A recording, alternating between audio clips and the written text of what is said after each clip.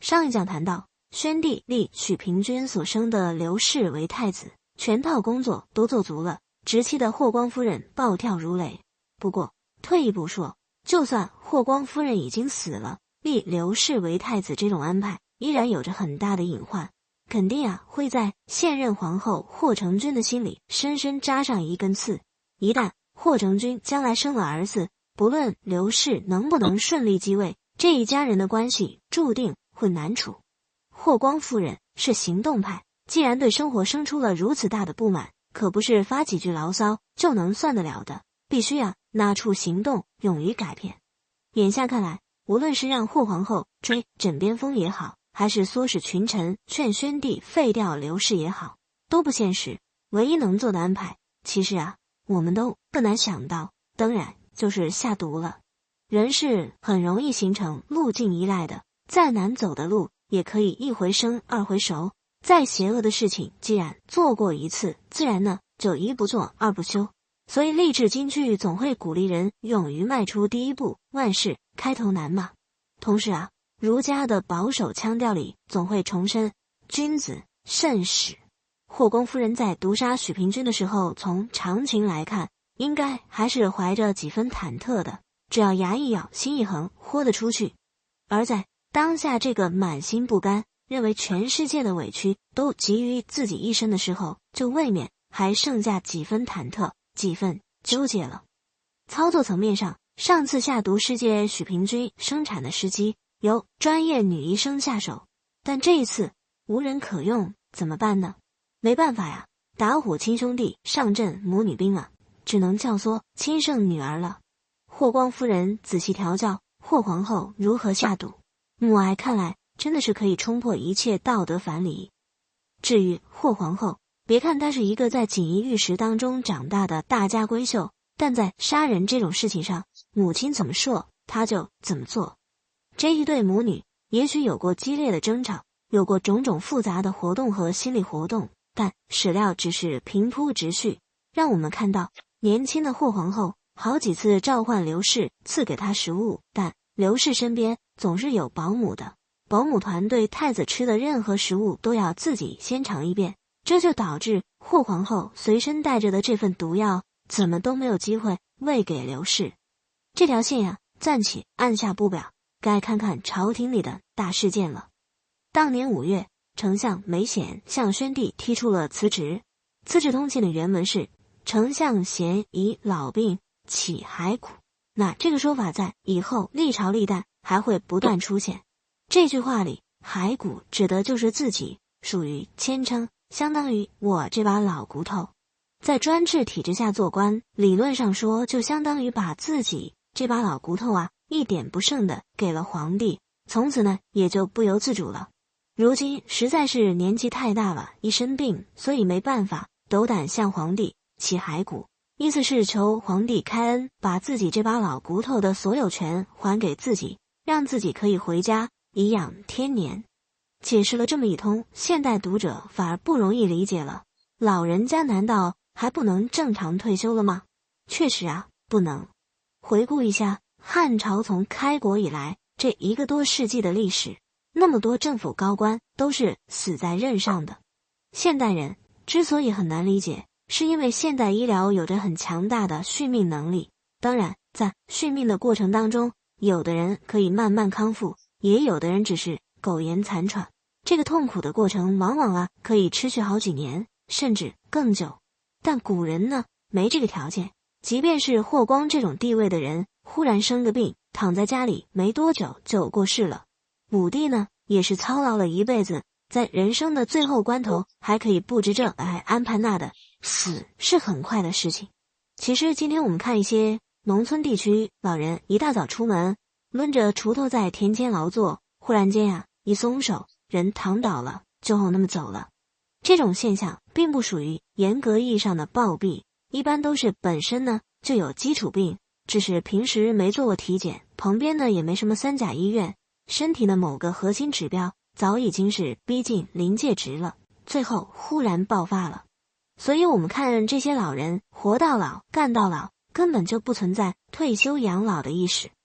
活到老干到老，这才是人类历史上的常态。在职场上，如果生了病真的干不动了，可以请病假，但前面讲过，汉朝制度请假请到3个月，官职自动罢免，官职没了，待遇也就没了。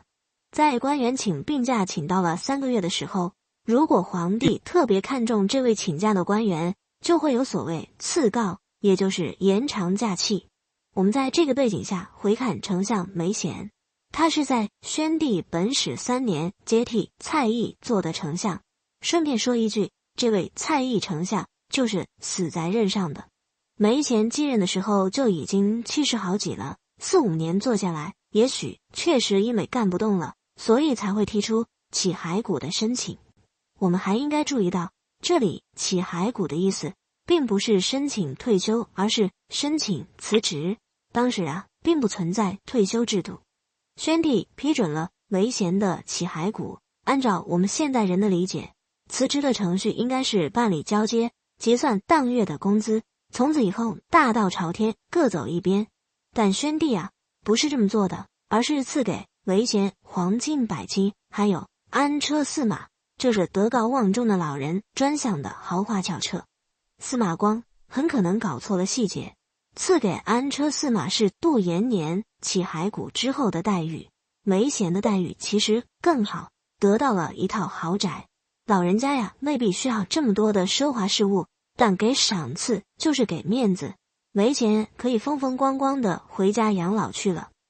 接下来的一句话是重点，丞相治事自贤始，意思是说梅贤开启了丞相治事的传统，从此以后丞相都可以像梅贤一样申请治事，皇帝呢也会像宣帝一样爽快批准，给一笔丰厚的赏赐。在梅贤之前，御史大夫杜延年也曾因为同样原因起骸骨，也被批准了，并且得到了丰厚的赏赐。只不过杜延年当时确实生了重病，几个月之后就过世了，根本就没有机会安享晚年。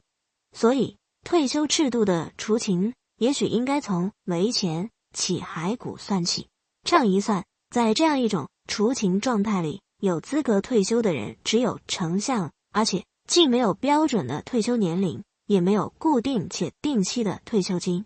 所谓治事，顾名思义，治的意思是归还，事的意思是做官，所以治事就是辞官，不做了，相当于向皇帝递交了辞呈。那么问题来了，儒家早就有治事的说法，福称传下来的《尚书大传》说大夫70而治事，这说的是周朝制度，打副一级的高官到了70岁就该退下来，回到家乡为人师表去。礼记呢也有同样的说法，还说这不是硬性规定，只要打副继续从政，那就随身配几丈，出差配安车，还要有女人贴身照顾着。且不说这到底只是汉人的想象，还是周代的真实状况，在周代的封建制里，打夫如果真的治事回疆，回的是自己的封地，自己就是那一片封地的领主。也就是说，贵族到朝廷里边当官是尽义务，而不是为了挣薪水。打夫的收入不是由国君定时支付的，而是从自家封地里来的。所以大夫不论在职还是离职，基本收入是不受影响的。而等到中央集权制度胜出之后，皇帝和大臣的关系就变成了雇主和雇员的关系。雇员是要领工资的，所以才有2000石、600石这类标准。工资呢高低是和行政级别挂钩的，这就意味着雇员一旦治事把官职还给了皇帝，自己如果没有封地的话，那就等于恢复了平民百姓的身份，不可能再领工资了。当然，仅就丞相而言，公孙弘以后当丞相就伴随着封侯，所以就算辞掉了丞相的职位，但爵位还在，封地还在，离职之后的稳定收入还有封地做保障。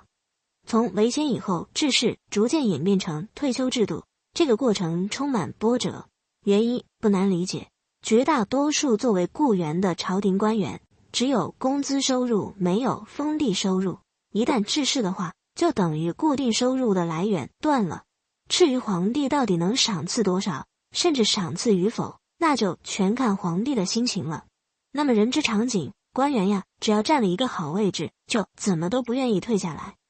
制度化的解决方案还要等到平帝时代，当时王莽主政，出台了一项退休金政策，凡是比2000石以上的官员，年老致仕的，致仕之后可以继续拿俸禄，但不是全额，而是在职俸禄额度的1/3，一直领到死。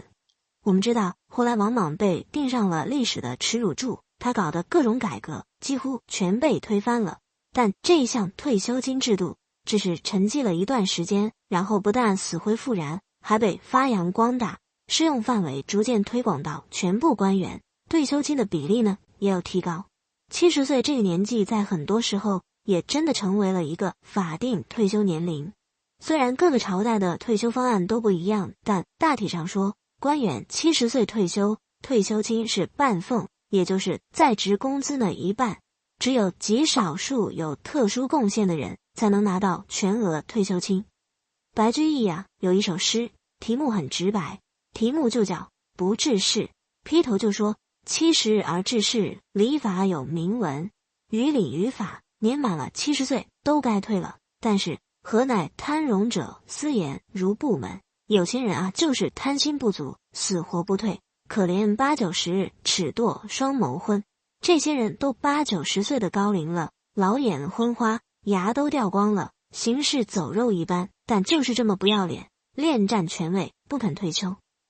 从宣帝缔结3年丞相，没钱起骸骨开始，致仕这个动作渐渐从孤立事件演变成制度，从辞职演变成退休。今天提起现代退休制度，人们总会追溯到19世纪的普鲁士。其实那个时代的普鲁士退休制度也是仅限于官员群体的。既然如此，为什么就不能追溯到公元前1世纪的汉朝呢？好，话说回来，唯贤致仕之所以能得到这么多的优待，一个很有可能的原因是，宣帝其实巴不得他老人家赶紧让位。也许唯贤正是因为看出了这一点，所以才积极主动起骸骨的。那么，假如真是这样的话，宣帝到底为什么呢？我们下一讲再见。